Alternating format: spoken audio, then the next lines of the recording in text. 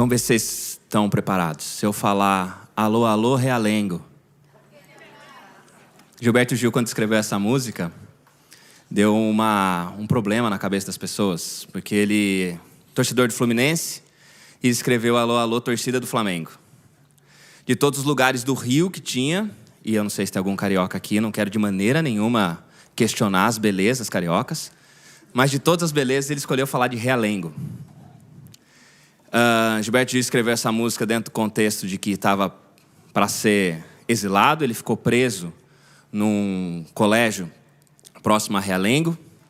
E quando ele escreve a música, ele está num tom não de que superou alguma coisa, de perdão. Não, mas ele simplesmente se despedindo daqueles que de alguma maneira causaram, de lugares que para ele simbolicamente causaram algum tipo de dor. A gente usa abraço para muita coisa. A gente usa abraço para ser simpático, a gente usa abraço para reencontro, a gente usa abraço para despedida. A gente usa abraço de muitas maneiras. A questão é que sempre que a gente abraça alguém, alguém também fica fora do nosso abraço. O psicanalista Jacques Lacan vai dizer que não existe irmandade sem segregação. Quando a gente se alia e alinha, a gente também exclui. E talvez esse seja o desafio da nossa natureza. Como é que a gente consegue continuar se abraçando sem fazer com que aqueles que estão fora do nosso abraço se sintam indignos de receber um próximo abraço que pode ser deles. A gente começa uma série nova essa semana e a gente começa com essa sensação e com essa necessidade de pensar sobre quem a gente vai abraçar, quanto a gente vai abraçar e quando a gente vai abraçar. Mas convidando a gente a pensar também no tanto que a gente exclui e deixa a gente de fora.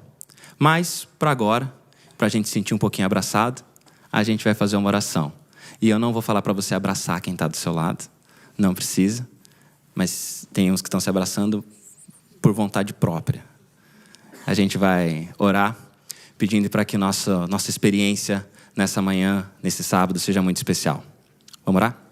Pai, a gente te agradece porque em Ti fomos abraçados, acolhidos, percebidos. E agora, nesse momento, nós queremos sentir diferentes abraços. Um abraço de quem louva, queremos sentir o abraço da Tua palavra, mas queremos também sentir o abraço uns dos outros, mas nesse momento.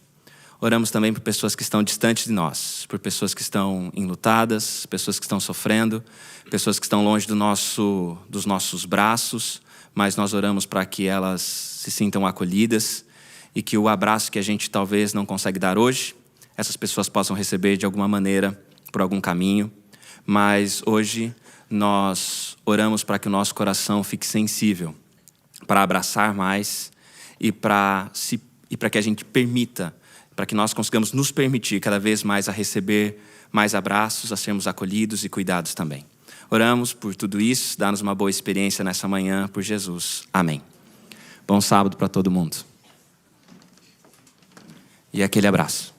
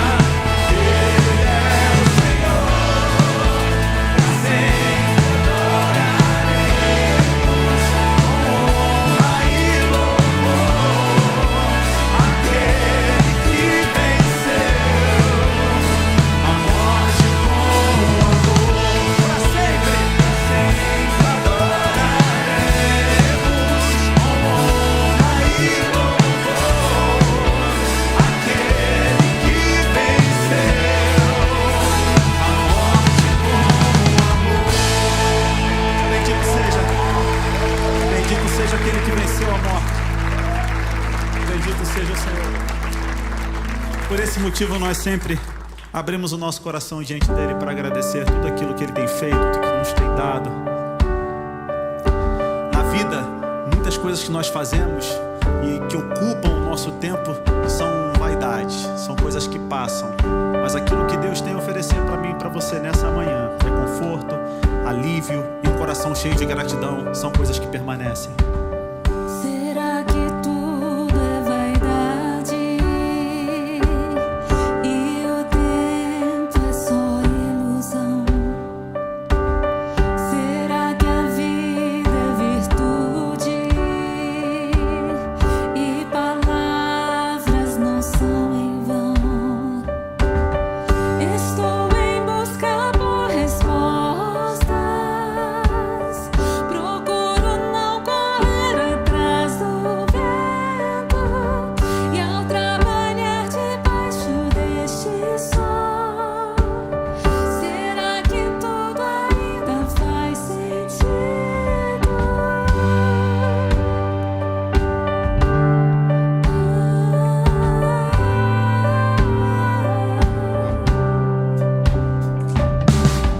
Eu não espero ter tudo, só espero viver o amor, valorizar cada instante,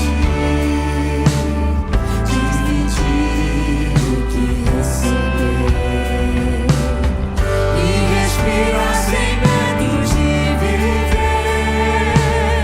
e descansar sentindo teu amparo e entregar o que eu não sou capaz e te dizer o quanto eu agradeço.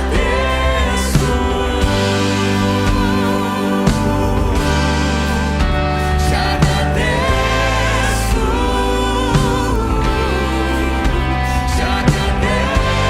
agradeço,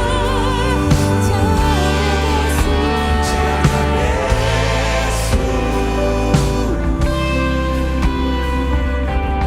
Se eu cair, segura minha mão.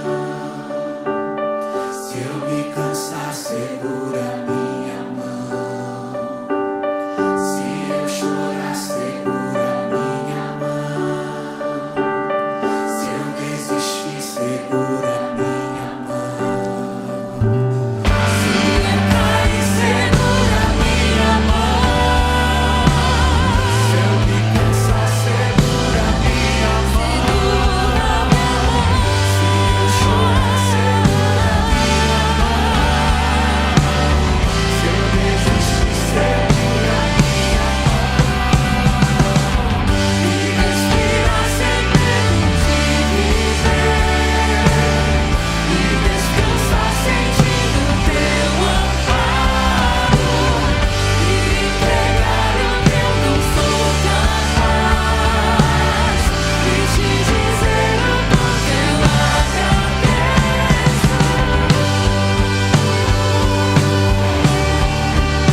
Te agradeço,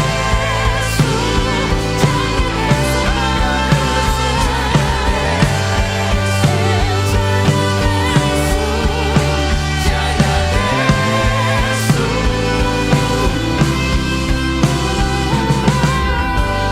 Obrigado, Senhor. Obrigado, Senhor. Te agradeço. Te agradeço.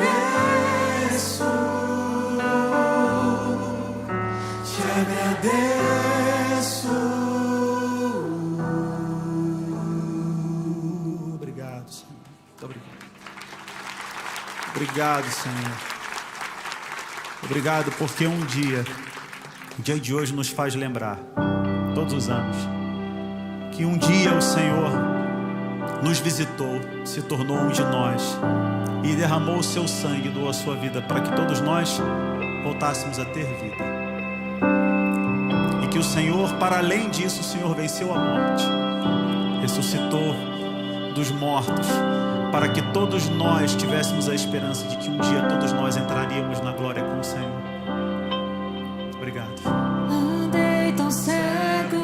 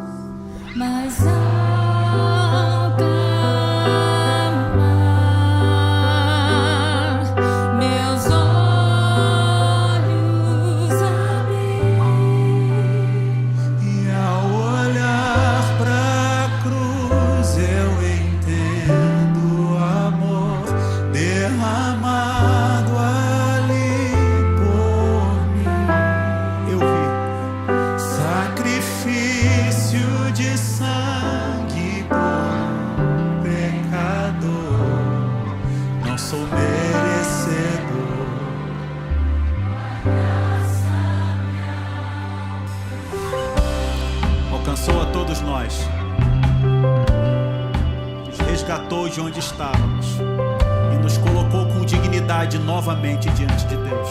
Amém?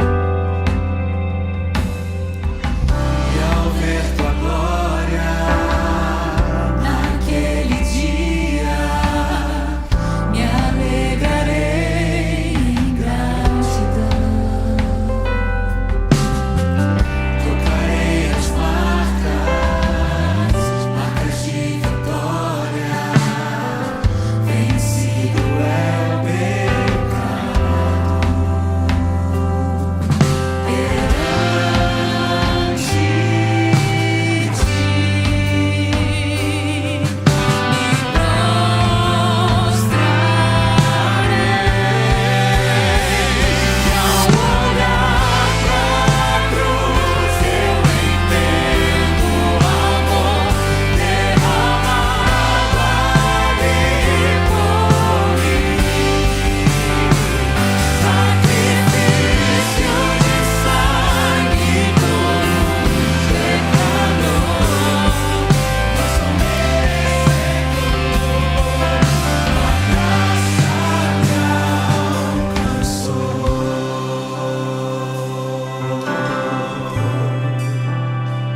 Porque a graça nos basta, porque ela nos alcançou. Reconhecemos diante do Senhor que não somos dignos, mas o Senhor nos devolveu dignidade.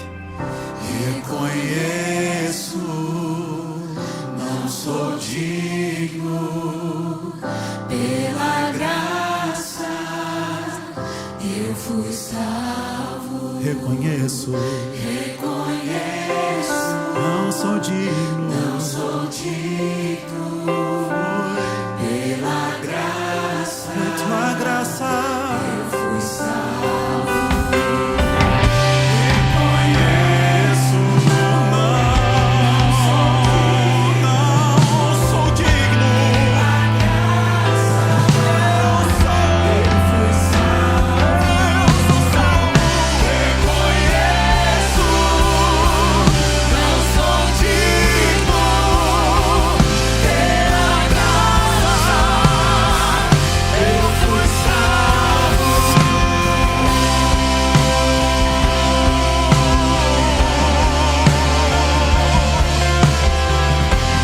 se você tem dúvidas da salvação em Cristo, olhe pra cruz, olhe pra cruz.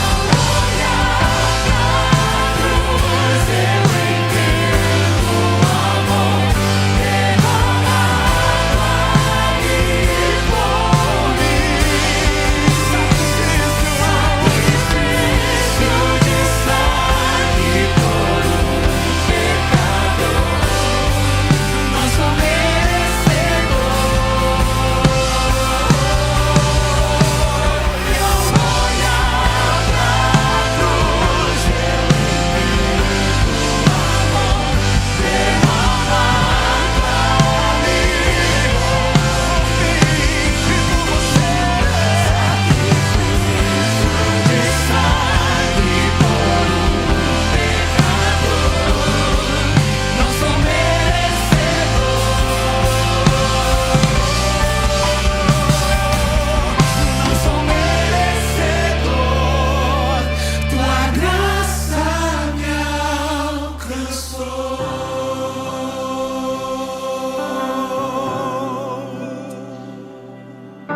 Nos alcançou.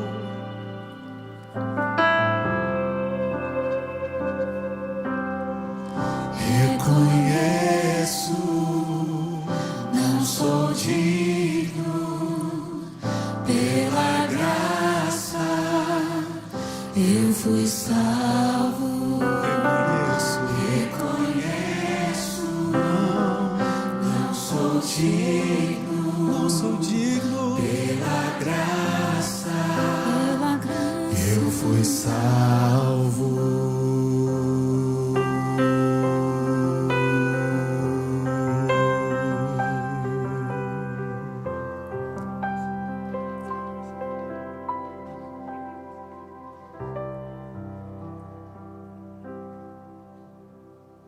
Eterno nosso Pai, eterno nosso Rei, obrigado pela cruz de Cristo. Obrigado porque nela todos somos iguais. Obrigado porque nela não importa quem tenhamos sido, mas o que passamos a ser pelo sangue de Cristo.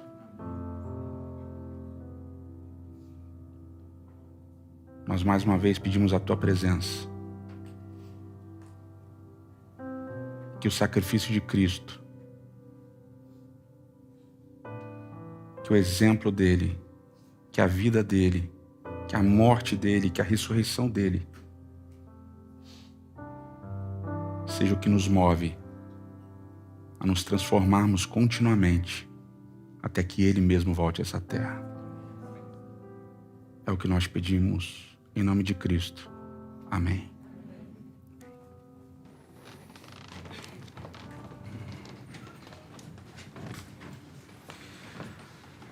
Bom dia, bom sábado. Muito bom receber vocês aqui na comunidade. É uma alegria todo sábado estarmos juntos aqui. Provisório, mas é sempre bom a gente se encontrar. Nós terminamos recentemente, na semana passada, uma série sobre o Sermão do Monte. E essa semana nós estamos então começando uma nova série. A série se chama Exclusão e Abraço. Ou Abraço e Exclusão, ainda vou decidir como é que vai ser isso daí. Tô brincando. A série é baseada no livro de um teólogo chamado Miroslav Volf. É um teólogo que eu gosto muito, aprecio bastante. Tem uma experiência maravilhosa de vida. E é uma série que vai falar um pouco sobre um dos textos que eu mais gosto, porque é um dos textos que, desde que eu comecei a fazer o seminário de teologia, me estudar para me tornar um pastor, é um texto que mexe comigo e me move, que está lá em 2 Coríntios, capítulo 5, segunda carta de Coríntios, capítulo 5, a partir do verso 14, e diz assim: pois o amor de Cristo nos constrange, julgando nós isto, um morreu por todos, logo todos morreram. E ele morreu por todos para que os que vivem não vivam mais para si mesmo, mas para aquele que por eles morreu e ressuscitou. Assim que nós, daqui por diante, a ninguém conhecemos segundo a carne. E se antes conhecemos Cristo segundo a carne, já agora não o conhecemos deste modo. E assim, se alguém está em Cristo, é nova criatura, as coisas antigas já passaram, e eis que se fizeram novas. Ora, tudo provém de Deus, que nos reconciliou consigo mesmo por meio de Cristo, e nos deu o ministério da reconciliação. A saber, que Deus estava em Cristo, reconciliando consigo o mundo, não imputando aos homens as suas transgressões, e nos confiou a palavra da reconciliação. De sorte que somos embaixadores em nome de Cristo, como se Deus exortasse por nosso intermédio. Em nome de Cristo, pois, rogamos que vos reconcilieis com Deus. Aquele que não conheceu o pecado, ele o fez pecado por nós, para que nele fôssemos feitos justiça de Deus. Esse é um texto que eu gosto muito, porque ele fala de reconciliação, ele fala da missão de Cristo, mas ele também fala da nossa missão de reconciliarmos. Cristo reconcilia e ele deixa a missão de reconciliarmos. Então é um processo que, para mim, chama muito a atenção, porque é um processo que a gente acompanha por toda a Bíblia, do início até o final. A ideia de imitar a Deus. E quando a gente falou lá atrás, já faz bastante tempo, talvez muitos não lembrem, a gente falou da criação, a gente viu que esse conceito da imitação de Deus é um conceito que já estava lá. Quando Deus cria o mundo, ele concede ao homem a oportunidade do homem exercer o papel que é dele na criação. Então o homem vai ser rei, ou vai ser corregente, e o homem vai ser também sacerdote, a humanidade vai ser rei, vai reinar, e a humanidade também vai ser sacerdote. Como Deus é rei, como Deus é sacerdote, a humanidade vai atuar dessa maneira. Então essa ideia de imitar a Deus, ela é uma ideia que começa em Gênesis e percorre todo o texto bíblico. E quando a gente fala, desse ministério de Cristo, do ministério da reconciliação, a gente olha, obviamente, para toda a trajetória de Cristo. Tudo aquilo que Cristo fez, tudo aquilo que ele construiu durante a sua vida. E a gente estudou no Sermão do Monte como o discurso de Cristo, como aquilo que Cristo fala, como as palavras que Cristo vai né, amarrando naquele sermão, elas vão contra aquilo que as pessoas estavam imaginando, contra aquilo que as pessoas tinham construído, elas vão contra a ideia da sociedade na época. Nesse sentido, a gente falou que Cristo ele vai construindo uma mensagem que é uma mensagem contra a cultura da época. E das primeiras falas de Cristo, naquele primeiro sermão maravilhoso, né? Naquele primeiro momento do sermão maravilhoso, do Sermão do Monte, é bem-aventurados os pobres de espírito. A gente viu exatamente isso, que Cristo ele começa falando dos marginalizados, daqueles que estão à margem, que a ideia dos pobres é justamente aqueles que estão na beira do caminho e nem levantar eles conseguem. E Cristo veio então para esse grupo, para essas pessoas. Esses são os que têm o reino dos céus. Então a mensagem de Cristo é uma mensagem que não era a mensagem esperada, que não era aquela mensagem que as pessoas estavam esperançosas de ouvir. Não, vamos reunir aqui um exército e vamos libertar Israel do jugo opressor, do jugo dos romanos. Os zelotas, se Jesus tinha um discípulo que era zelota, os zelotas ansiosos por alguém que viesse e matasse os romanos, matasse os traidores da pátria. Os fariseus ansiosos por alguém que viesse e guardasse a lei exatamente como eles imaginavam que a lei deveria ser guardada. Os saduceus esperando o Messias que viesse fazer um acordo para reassumir o trono de Davi. Todo mundo com alguma expectativa. E Cristo frustra todas as expectativas. O ministério terrestre de Cristo é uma frustração constante de todos aqueles que o seguiam. A cultura da época, as circunstâncias da época, construíram uma imagem de um Messias. E Jesus Cristo, em todo o seu ministério, não se encaixava naquelas imagens.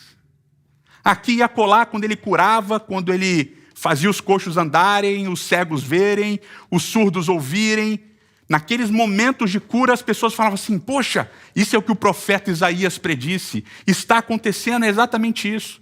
Ele é o Messias. E na sequência, Jesus começava a falar, perdoem os inimigos. Se alguém bater uma face, dê a outra.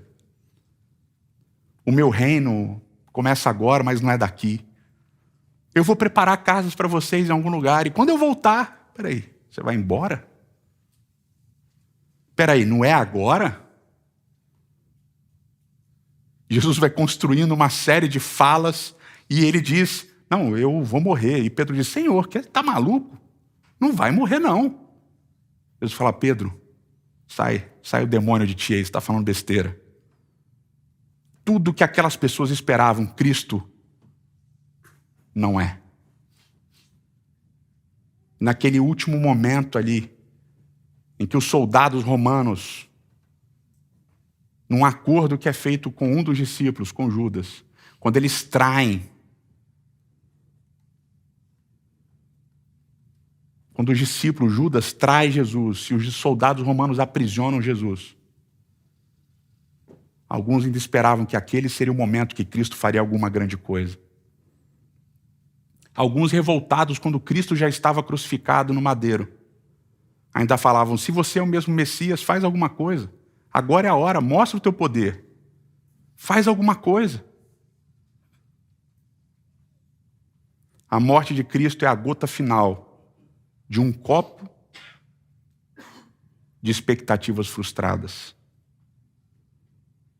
Aquele Messias libertador não acontece. Não do jeito que as pessoas esperavam.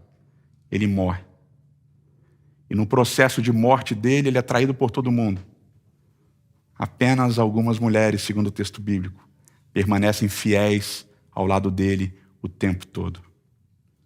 E na cena da crucifixão, de acordo com um dos relatos, o discípulo amado João também estava ali. Mas todos os outros fogem. Pedro o nega 3 vezes. Todo mundo desaparece. Uma parte da multidão que cantava hosanas ao filho de Davi uma semana antes, agora grita, crucifica-o.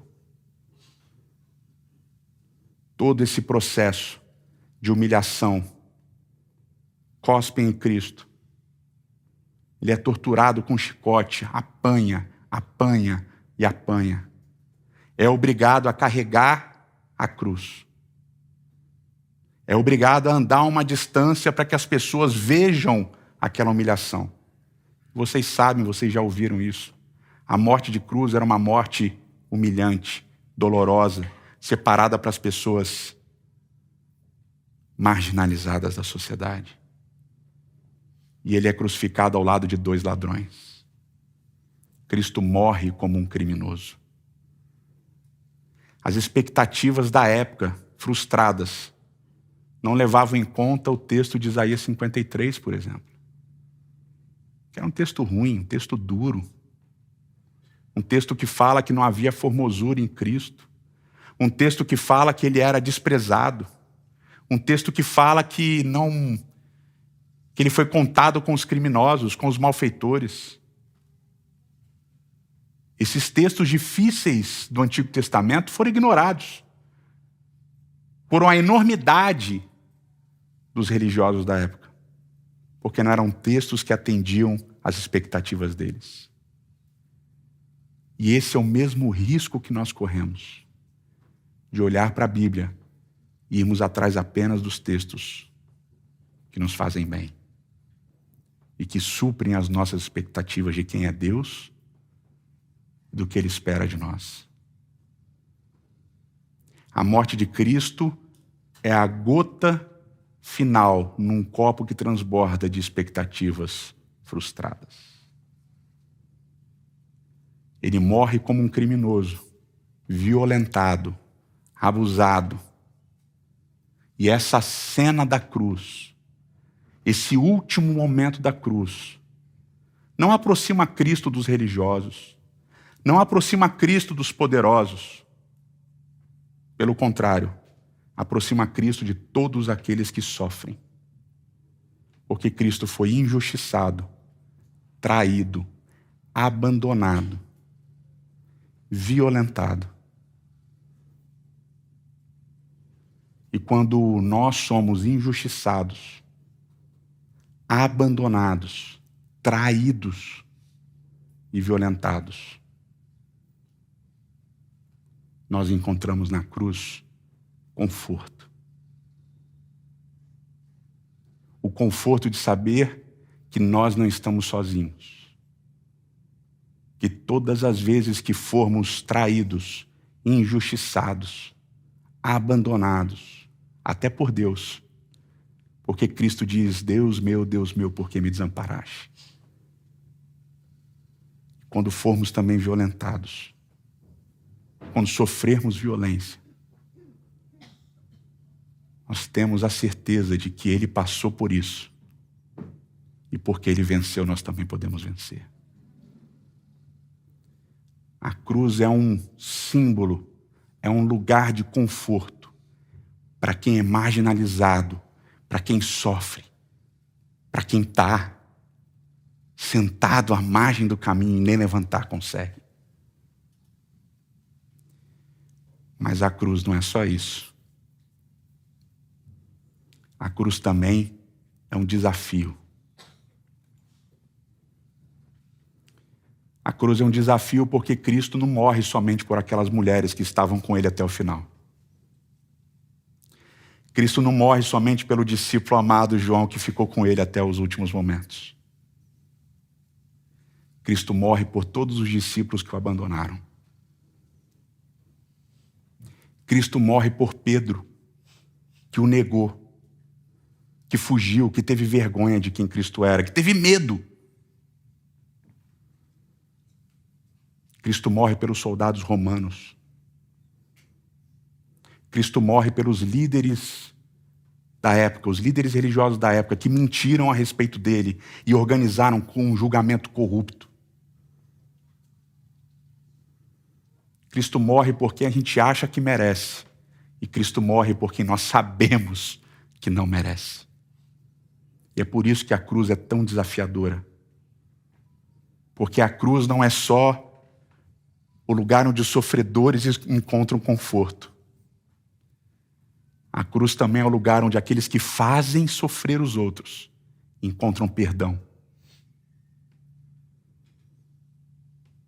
E esse é o nosso grande desafio. Entender que ambos, os oprimidos e os opressores, os que sofrem pelas mãos dos que fazem sofrer, encontram na cruz um lugar para serem chamados filhos de Deus. Paulo escreve em Romanos, capítulo 5, um texto extremamente difícil. Ele diz assim, Romanos, capítulo 5, a partir do verso 1. Justificados, pois, mediante a fé, temos paz com Deus por meio do nosso Senhor Jesus Cristo, por intermédio de quem obtivemos igualmente acesso pela fé a esta graça na qual estamos firmes. E gloriamo-nos na esperança da glória de Deus. E não somente isso, mas também nos gloriamos nas próprias tribulações, sabendo que a tribulação produz perseverança, e a perseverança experiência, a experiência esperança. Ora, a esperança não confunde, porque o amor de Deus é derramado em nosso coração pelo Espírito Santo, que nos foi outorgado. É o Espírito que derrama amor. Porque Cristo, quando nós ainda éramos fracos, morreu a seu tempo pelos ímpios. Dificilmente alguém morreria por um justo, pois poderá ser que pelo bom até alguém se anime a morrer. Mas Deus prova o seu amor por nós, pelo fato de ter Cristo morrido, sendo nós ainda pecadores. Logo, muito mais agora, sendo justificados pelo seu sangue, seremos por ele salvos da ira. Porque se nós, quando inimigos, fomos reconciliados mediante a morte do seu Filho, muito mais estando já agora reconciliados, seremos salvos pela sua vida. E não apenas isto, mas também nos gloriamos em Deus, por nosso Senhor Jesus Cristo, por intermédio de quem recebemos agora a reconciliação. Paulo em Coríntios, em 1 Coríntios, primeira carta aos Coríntios, ele vai falar uma outra coisa, ele vai dizer que a cruz é loucura, porque a cruz é fraqueza. Ele vai dizer que Deus escolheu as coisas fracas, as coisas loucas desse mundo para mostrar a sua força e a sua sabedoria. E a cruz é exatamente isso. E eu gosto de falar há bastante tempo que a gente aprendeu a olhar o cristianismo e as coisas de Deus pela ótica errada. Porque a gente pensa em crescimento, a gente pensa em vitória, a gente pensa em coisas boas. E está certo, nada disso está errado. O reino cresce. É muito bom, é muito gostoso pensar que a gente foi perdoado. Mas o cristianismo, na sua essência, ele é a religião da vitória pela derrota, da força pela fraqueza. Em todos os evangelhos, com exceção de João, Mateus, Marcos e Lucas, os 3 evangelistas repetem do início ao fim, Mateus várias vezes, Jesus dizendo: se você quer vir após mim, toma a sua cruz e me siga. Porque o cristianismo é uma religião da cruz. É da ressurreição também, é da vida de Cristo, é de tudo isso. Mas em essência o cristianismo é a religião da cruz. Se alguém quer vir após mim, tome a sua cruz e siga-me. Então o desafio, meus queridos, não é só olhar para a cruz e imaginar que aquele que você odeia e não gosta pode e talvez receba perdão. É o desafio de saber que você pode acabar nela. Mais dia, menos dia. Porque o amor que você recebeu dela, diz o texto bíblico, o amor e a transformação que você recebeu dela faz com que você não viva mais para você, mas viva para Cristo. Por isso o cristianismo é a religião da derrota que traz vitória, da fraqueza que traz força. A cruz é para todos, mas é também de todos. Porque todos os seguidores de Cristo são convidados a um dia morrerem na cruz também. E Paulo vai falar disso metaforicamente, ele vai dizer, olha, quando vocês são batizados, vocês morrem como Cristo morreu e ressuscitam como Cristo ressuscitou. Mas aí é uma floreada bonita. Porque na verdade não é bem isso só que Cristo está falando. Os apóstolos foram martirizados. Pedro, o que negou Cristo. Diz a tradição, primeira carta de Clemente, Eusébio, citando Orígenes, eles dizem que Pedro foi crucificado e não aceitou ser crucificado como Jesus. Vocês sabem disso. Pedro pediu para ser crucificado de cabeça para baixo.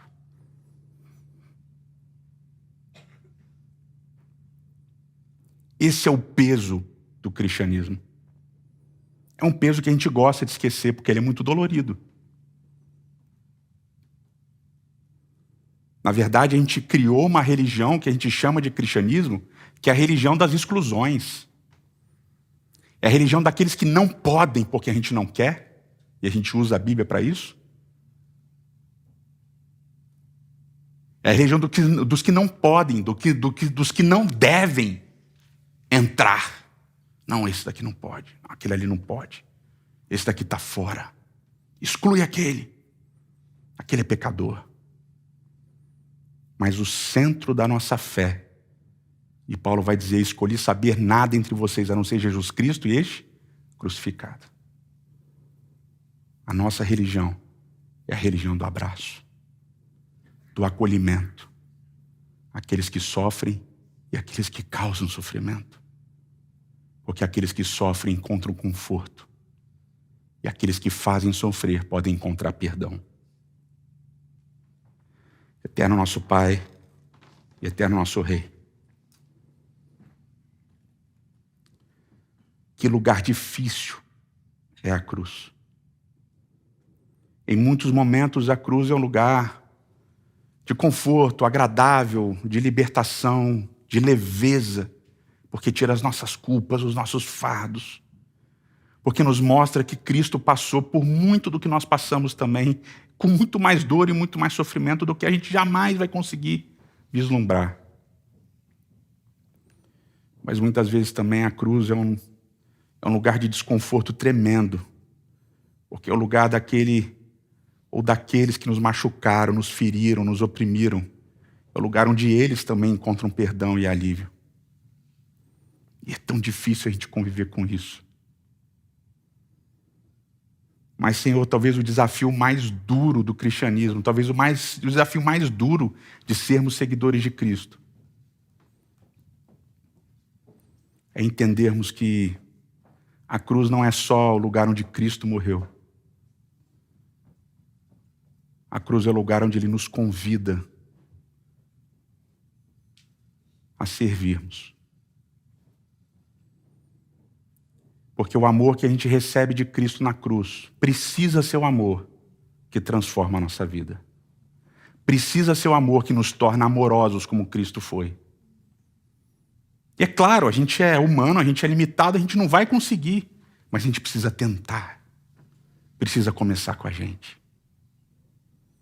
E por isso que nessa manhã a gente implora que Teu Espírito derrame o amor sobre nós, o amor de Cristo, para que a gente carregue a nossa cruz até que Ele volte a essa terra. Em nome dEle oramos. Amém.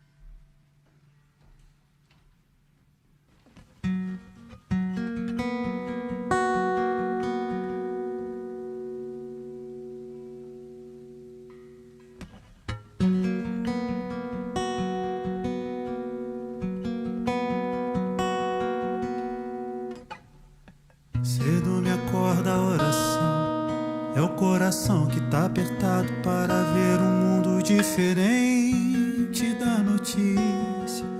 repetida da televisão. Eu me pergunto onde é que foi. Alguém me explica, por favor, onde é que foi que nós desaprendemos a viver em união. Quero ver mudar, mas se eu aqui só esperar, eu sou um deles, sou só um deles.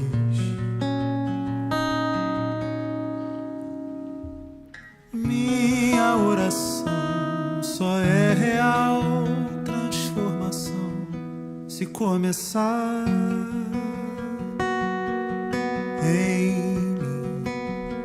Haja mais amor a começar em mim.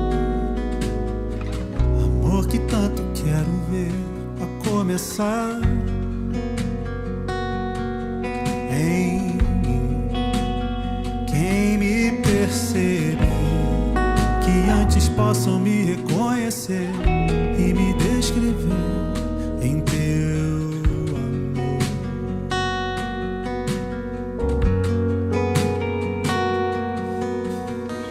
E se tivesse mais perdão, se no lugar de apontarem tantos erros fossem estendidos mais abraços, mais olhares de aceitação.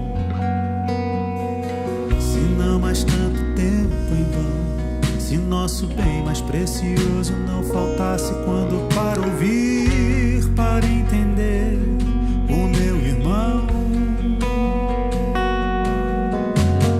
Posso até sonhar, mas se eu aqui só esperar, eu sou um deles, sou só um deles. Minha oração só é real transformação se começar em mim. Haja mais amor a começar em mim. Amor que tanto quero ver a começar em mim. Quem me perceber, que antes possam me reconhecer e me descrever em teu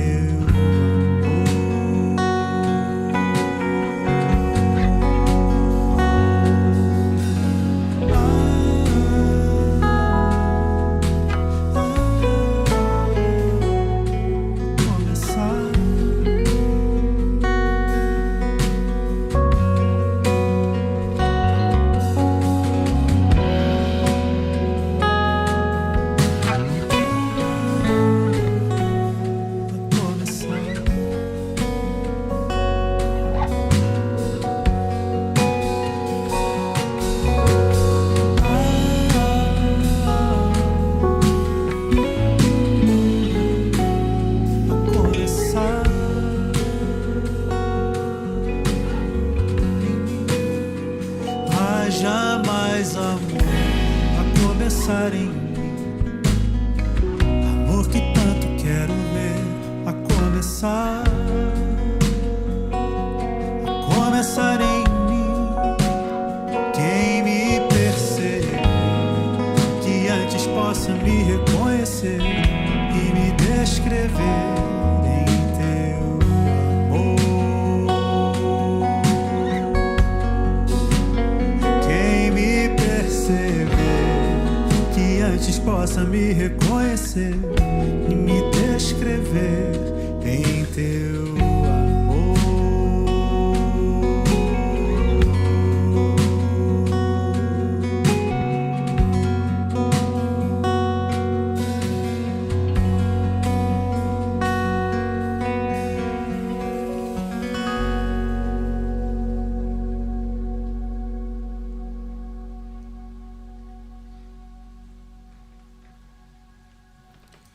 Que o Senhor te abençoe e te guarde. Que o Senhor faça brilhar o seu rosto sobre ti e tenha misericórdia de ti.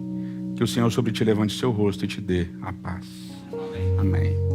Feliz sábado a vocês e até semana que vem, no mesmo horário, aqui no Shopping Pátio de Higienópolis. A gente pede um favor para vocês já sabem, né, quem já vem aqui, saída pela minha esquerda, direita de vocês, uma certa agilidade para o pessoal que está chegando aqui para a próxima sessão, porque hoje me empolguei e falei demais, então tem que ser mais rapidinho aí, tá bom? Valeu, um abraço, pessoal. Feliz sábado.